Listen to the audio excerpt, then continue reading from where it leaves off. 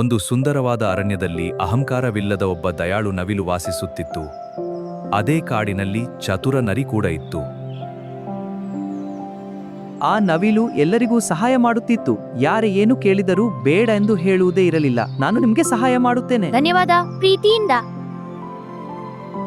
ಒಂದು ದಿನ ನರಿ ನವಿಲಿನ ಬಳಿ ಬಂದು ಸ್ನೇಹ ಬೆಳೆಸಲು ಶುರು ಮಾಡಿತು.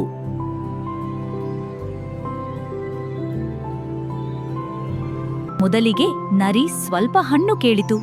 ನವಿಲು ಕೂಡ ಸಂತೋಷದಿಂದ ಕೊಟ್ಟಿತು.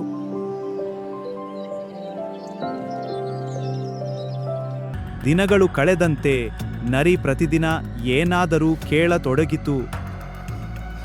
ಆದರೆ ನವಿಲು ಎಂದಿಗೂ ನಿರಾಕರಿಸಲಿಲ್ಲ. ನವಿಲು ನರಿಗಾಗಿ ಕೆಲಸ ಮಾಡುತ್ತಾ ದಣಿಯತೊಡಗಿತು. ಆದರೆ ಇಲ್ಲ ಎಂದೂ ಹೇಳಲು ಧೈರ್ಯ ಮಾಡಲಿಲ್ಲ.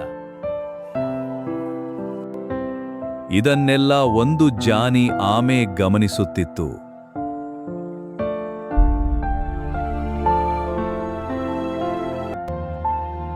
ಆಮೆ ನವಿಲಿಗೆ ಹೇಳಿತು, ಎಲ್ಲರ ಮಾತನ್ನು ಕೇಳುವುದು ಒಳ್ಳೆಯದು, ಆದರೆ ನಿನ್ನ ಮನಸ್ಸನ್ನು ಕೇಳಬೇಕು.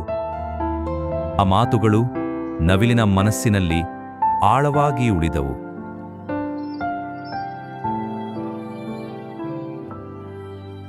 ಮರುದಿನ ನರಿ ಮತ್ತೆ ದೊಡ್ಡ ಸಹಾಯ ಕೇಳಿತು.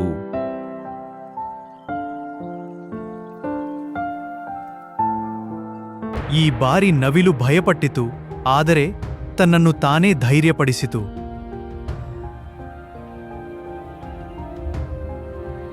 ನವಿಲು ಶಾಂತವಾಗಿ ಹೇಳಿತು, ಇಲ್ಲ, ನಾನು ಈಗ ವಿಶ್ರಾಂತಿ ಪಡೆಯಬೇಕು. ನವಿಲಿನ ಉತ್ತರ ಕೇಳಿ ನರಿ ಕೋಪಗೊಂಡಿತು.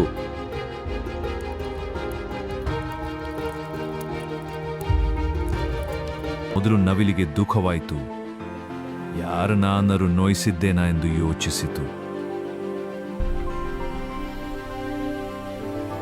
ಆದರೆ ಆಮೆ ನಗುತ್ತಾ ಹೇಳಿತು, ನಿನ್ನ ಮನಸ್ಸಿಗೆ ಶಾಂತಿ ಕೊಡುವ ನಿರ್ಧಾರವೇ ಸರಿಯಾದದು.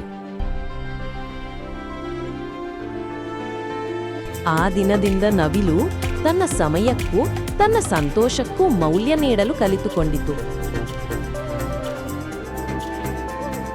ಇತರ ಪ್ರಾಣಿಗಳು ನವಿಲನ್ನು ಇನ್ನಷ್ಟು ಗೌರವಿಸಲು ಆರಂಭಿಸಿದವು.